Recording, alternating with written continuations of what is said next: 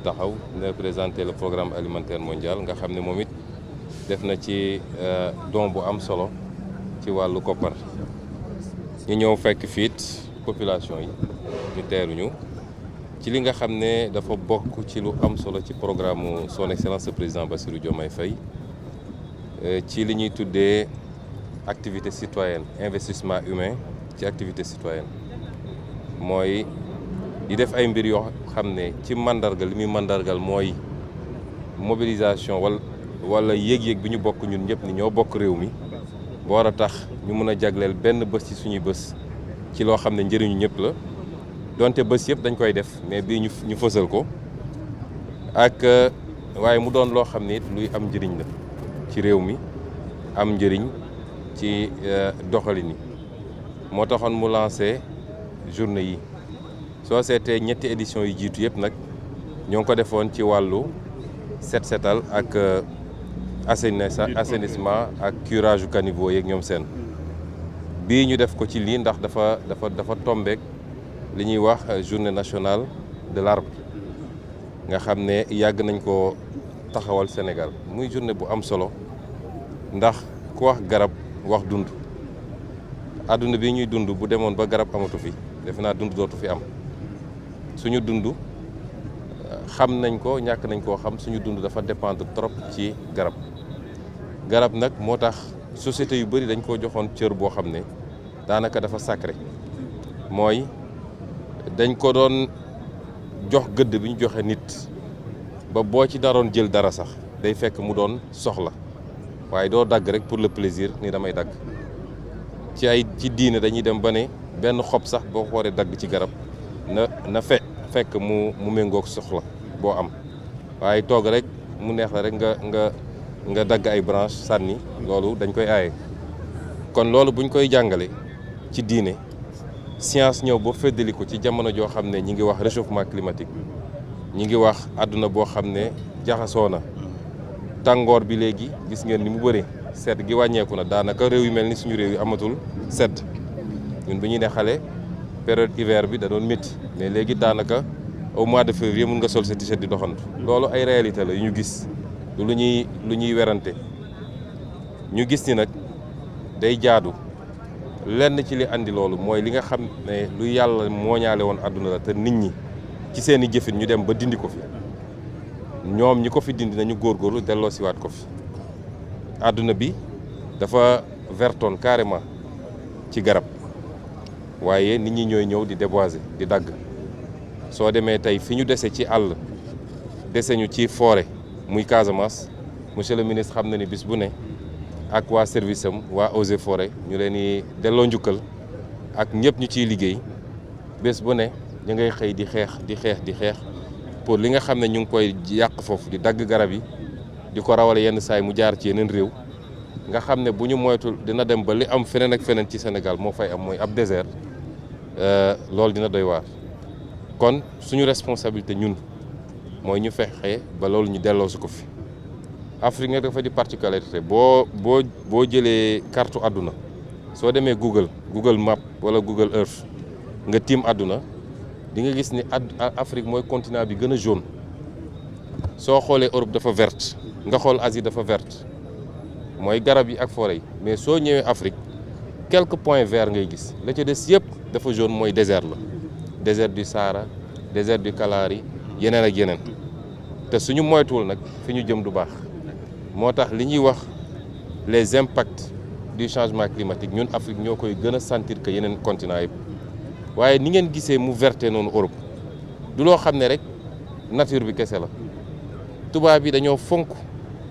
garab fonk seen environnement fu ñu nekk rek ñi ngi planté di replanté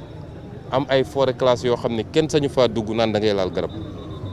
ñun nag ñoo xamul valeuru garab moo tax appel bi ñuy lancé Sénégalais yi mooy nañu fonk garab xam ni suñu dund dafa dépendre ci garab te mu doon ay mouvement spontané kenn ku ne gis naa benn initiative boo xam ne fële ci Casamance ñu ngi ko tuddee une femme un palmier loolu yu mel noonu mun nañ ko def fu ne fii mun nañ ne un Dakarois un arbre moo xam sa buntu kër sax nga ko ji mun nga ko saa yu xëyee arrosé ko tuuti ndax li muy laaj bëriwul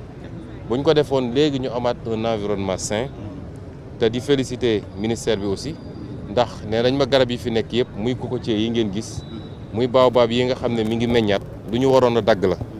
ndax ba ñu waree defaraat stade Iba Mar Diop dañ ko waroon raser yëpp ñoom ñu ne garab yi balaa ñu koy buddi sànni nañ ko essayer yéeg récupérer dem planter ko feneen fu ñu ko soxlee mais tey gis ngeen garabu guy yaa ngi nii di meññaat loolu réflexe boobu dañ ko war a am ñun ñëpp ci sàmm environnement la ak sàmm garab la bokk. kon président de la république dafa jël journée bi jagleel ko ci thème bi wax ni garab mooy suñu kaaraange ñun benn ñaar suñu koom-koom dafa dépendre ci garab ñu fexe nag ba bés bi ñu tànn it garab yëpp baax na mais ñu tànn garab goo xam ne lépp njëriñ la ndax dina andi ker waaye dina meññ loo xam ne ci koom-koom mun nañu jural lu bëree bëri muy garabu mango dina andi ker waaye garabu mango ci saison bu jotee dina dundal waa réew mi bu ñu demee ba am lu ci ëpp mën nañ ko exporter dina dundal industrie ndax mën nañu andi ay industrie yoo xam ne dinañu transformer def ay jus de fruits ak yeneen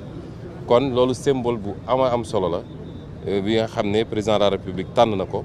ñuy soññ Sénégal yëpp nag ñu dundal bés bi man dama ñëwoon rek ubbi waaye solos bés bi dëgg mooy dem su ëllëg incha allah moom son excellence président de la république dina dem lancer ko fële ci Touba Mbacké muy bërëb boo xam ne ñëpp xam nañ ni dafa bokk ci bërëb yu soxla garab zone boobu yëpp donte démb ak barki démb ay àll nga fa woon waaye bokk na ci li symboliser ni désert bi di avancer ak ni ñu sàgganee garab kon moom dina ko def ëllëg mais message bi ñuy lancé mooy journée bi lu symbolique kese la waaye kenn ku ne na fexe ba am programme am ci garab moo xam sa biir kër moo xam sa buntu kër moo xam sa village bi nga soqi ko wala ay périmètres yu ñuy jël dem di fa saxal garab di wax tamit ni lii day lancer juste programme bi ndax vacances yëpp bu soobee yàlla action citoyenne yi ñu bëgg a def boole kook ndaw ñi rawatina particulièrement ndaw ñi les jeunes bokk na ci li ci am solo gannaaw li ñu bëgg boole kook génie militaire li ñu bëgg ci mbay mi ak li ñu bëgg ci dem di defaraat yenn écoles yi yenn classes yi ak li ñu bëgg ci continuer def les activités d'assainissement et de curage lii jëmbat garab dina doon benn volet bu am solo ci programme citoyen bi nga xam ne nañ ko def ci vacances. Particulièrement à la jeunesse gis nañ bon ñëpp xam nañ sa diggante également ndaw ñi tey l'appel que vous voudriez donc lancer à cette belle jeunesse lan lay doon monsieur le Premier ministre. waaw man ndaw ñi moom li ma leen di wax toujours réew mi ñoom ñoo ko moom du ñun liggéeyatuñu pour suñu bopp donte duñu ay màggat waaye man gëw ma ni ñun mën nañu amati ci àdduna lu ñu amutoon loo fi amati rek da ngay tegle waaye la nga cay jëfandikoo dëgg-dëgg bëreetul donc avenir suñ koy wax ndaw ñee tax donc ñun ñoom la ñuy liggéeyal wala lu raw ñoom sax seeni rakk yi ñëw ëllëg kon ñoom ñoo war a porter liggéey bi donc liñ leen di ñaaxaat rek mooy ñu concentré wu ñu focus ci liggéey bi bañ a topp divertissement yi wala diversion yi nga xam ne ña bëggul réew mi jëm kanam ca la ñuy dëkk suba ngoon nañu def focus ndax tey yàlla dajale na ay conditions yoo xam ne bu ñëpp joxantee loxo ñu takk suñu ndigg rek nañ ko doon defee démb bi muy métti gëm naa ni ci at yi di ñëw Sénégal dina jël beneen dimension dina jël beneen envergure dina jël orientation boo xam ne ñëpp dinañ xam ni fi Corée du Sud jaar fi Chine jaar fi Turquie jaar ak feneen ak keneen ba Maroc di fa jaar tey Sénégal ma nga ci tànk yooyu te loolu ñoom ñoo ciy profité kon ñu continuer di leen woo rek saa su son excellence président de la République lancé ay programme soxla ndaw ñi man ak sama gouvernement ñu war koo conduire na ndaw ñi spontanément jóg te ànd seeg patience ndax garab gi jëmbat nañ ko tey de waaye du meññ tey ku yaakaar tey nga witti doo witti waaye conditions yi ñu ko jëmbatee fexe ba jël suuf soo xam ne ànd naag moom def ko ci jiital ko def ci liñ ci war a def te bis bu ne ñu jaar arrosé ko moo tax ñu am yaqin ni bu soobee yàlla fii léeg diir dinañ ñëw witti kon réew it noonu lañ koy tabaxee fondamentaux yi mu am solo fondamentaux yi ñu fi fekk moo baaxuloon loolu il faut ñu noddanti ko te ci fan yi di ñëw diñ ci wax ak lu bëree bëri Sénégalais yi fondamentaux yi nag suñ ko noddatee ba pare ca lay nga mën a commencer di teg ay briques yuy tabax gratte-ciel lu ko may rek du sotti kon di continuer woo ndaw ñi à une mobilisation forte et exceptionnelle xam ni la ñuy jëmbat bu soobee yàlla man maa leen ko wax avec assurance nag ndax tey toll naa foo xam ne mun naa ne tiim naa mbir yi càmbar naa ko liggéey naa ci 3 weer xam naa fi jëm leen ko ak assurance comme ni ma ko mës a waxee ci lépp lu may def ma jox leen garantie ni fañ leen ne woon fa la ñu jëm incha allah gannaaw yàlla amul lenn luy dund ci àdduna lu ko mën a te kon la ca des ñoom ñu gën a takku ànd ak patience def bloc autour de ñi ñu jiital te wóolu leen fu ñu leen joxoñ ñu ànd ceeg ñun bu boobaa dinañu gis très bientôt les premiers résultats les premiers fruits de cet engagement incha allah muy njëriñu Sénégal di seen njëriñ ñoom di seen njëriñu waajur. Donc en français sur cette journée consacrée au set-setal mais également au reboisement, le sens derrière et le message que vous lancez à travers cette journée. Oui, pouvoir être présent aujourd'hui ici dans le cadre de cette journée initiée, de ces journées initiées par son Excellence Monsieur le Président de la République Bassirou Diomaye Diakhar Faye, qui dans son programme a considéré qu'il y avait un maillon manquant. Le maillon manquant, c'est le lien qui doit y avoir de manière permanente, pérenne, entre le leadership que constituent les élites de l'État et la population, qui doit être la vraie porteuse des programmes et des politiques publiques. Et cela passe par beaucoup de communication, cela passe par beaucoup de partage, mais cela passe également par des activités qui permettent régulièrement, en tout cas périodiquement, de pouvoir communier autour de l'essentiel, c'est-à-dire d'activités utiles. Et c'est pourquoi il avait lancé ces journées d'investissement humain. Les 3 premières journées ont été organisées autour de la problématique de l'assainissement, des curages et de la gestion des inondations. Cette journée coïncide avec la journée nationale de l'arbre, qui est une tradition républicaine au Sénégal. Et c'est pourquoi je suis venu le représenter ici pour le lancement, le pré-lancement, accompagné par Monsieur le ministre de l'Environnement, que je félicite au passage pour les initiatives et les actions. Tous ses collaborateurs, notamment les eaux et forêts et toutes les autres directions générales, son administration centrale, l'administration territoriale représentée ici par le gouverneur, le préfet et le sous-préfet. Et nous avons l'honneur d'être reçus aussi par Monsieur le maire de Patte d'Oie et avec des partenaires comme Monsieur Pierre qui représente ici le programme alimentaire mondial, que je remercie au passage puisqu'il a fait un don de quasiment 10 millions de francs CFA pour accompagner les activités de reboisement. Et cette journée revêt une symbolique particulière pour nous. Je vous ai parlé de pré-lancement parce que le vrai lancement se passera demain, Inch'Allah, à Touba, et se fera sous l'égide de son Excellence, Monsieur le Président de la République, qui souhaite que cette première journée ne soit qu'un point de lancement, de démarrage d'activités qui vont se poursuivre, j'allais dire, à tout temps, mais particulièrement durant ces vacances, où nous souhaitons mobiliser la jeunesse autour d'actions d'intérêt général. Donc, choisir de consacrer cette journée à l'arbre n'est pas anodin. Nous savons ce que représente l'arbre, aussi bien au point de vue économique, au point de vue environnemental, mais même au point de vue biologique. Notre vie dépend, pour beaucoup en tout cas, de notre environnement et du niveau de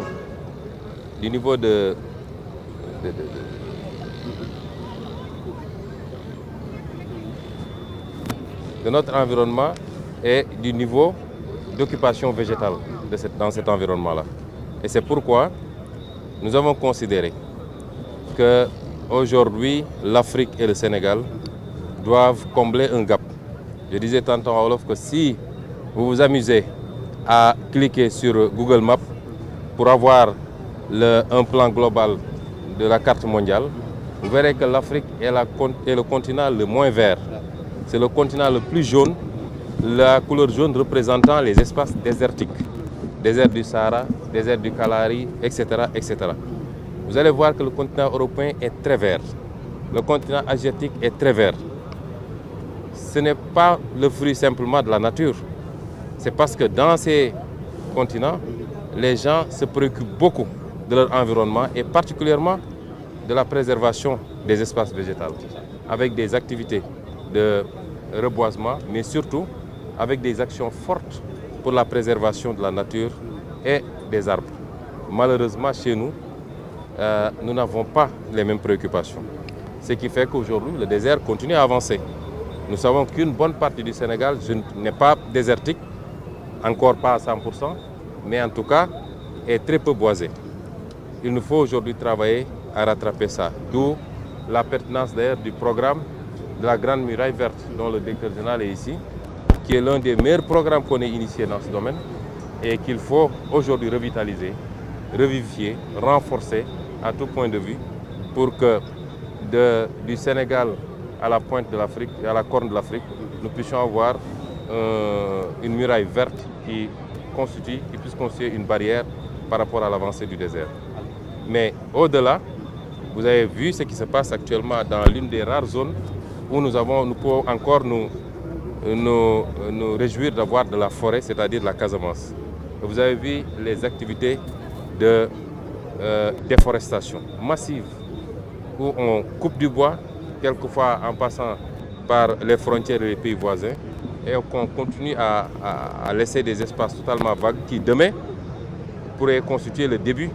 d'un désert et qui avancerait progressivement. Et je félicite M. le ministre de l'Environnement et tous ses services pour les actions acharnées. Il revient d'ailleurs de tourner dans ce cadre-là pour mettre un terme, quand nous allons redoubler ces efforts à déployer avec les forces armées,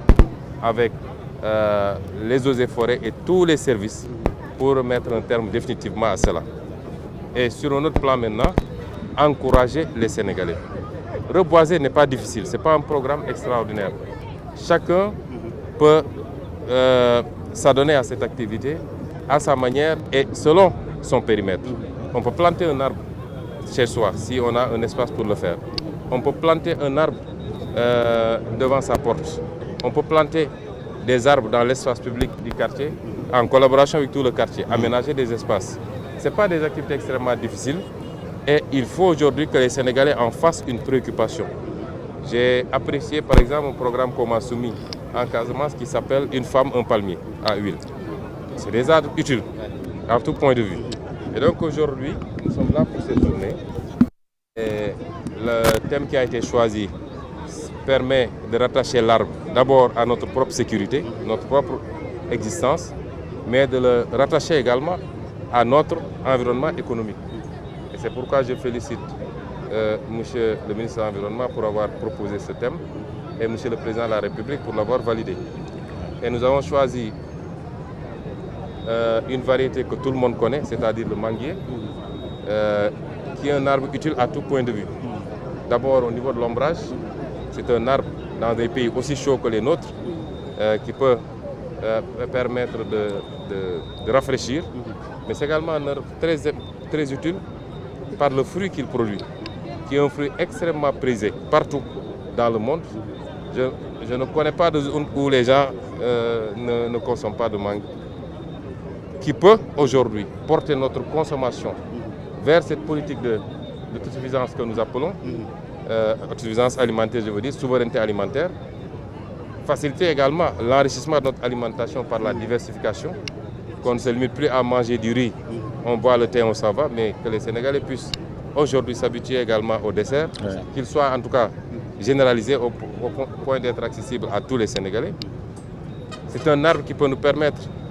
d'accélérer également l'industrialisation par la transformation en jus de fruits. Mais c'est un fruit qui, lorsqu'on aura fait tout ça et qu'on aura prélevé ce dont on a besoin pour notre marché, peut nous permettre d'exporter donc d'améliorer notre balance commerciale et nos rentrées en devises. Donc à tout point de vue, c'est un arbre utile. Et c'est pourquoi ça a été choisi par M. le Président de la République. Et nous exhortons tous les Sénégalais à s'inscrire dans un programme de reboisement. Les services du ministère sont tout à fait à l'écoute pour accompagner toutes les initiatives dans les quartiers, dans les communes, dans les départements, dans les initiatives même individuelles dans les maisons pour aider les gens à accéder au plan, aux pépinières, pour les aider à comprendre les techniques, de sorte que Dakar, qui jadis était appelé Cap-Vert, puisqu'il était très vert, redevienne ce Cap-Vert que nous souhaitons tous, un espace très convivial, avec des superficies consacrées à cela, mais également des arbres partout, sur les grandes artères, devant les maisons. C'est ce que nous souhaitons et c'est pourquoi cette journée est très importante. Et je lance un appel à une mobilisation pour la journée demain à Touba, mais à travers tout le Sénégal également, que les Sénégalais puissent se mobiliser pour une grande issue de la journée. Aujourd'hui, Monsieur le Premier ministre, nous connaissons vos relations avec cette jeunesse sénégalaise. Alors, à travers cette initiative, quel est l'appel que vous comptez lancer généralement donc, à cette belle jeunesse? Oui, peut-être réitérer cet appel parce que nous l'avons toujours appelé, nous l'avons toujours lancé, avec un niveau d'écoute et de réponse très satisfaisant.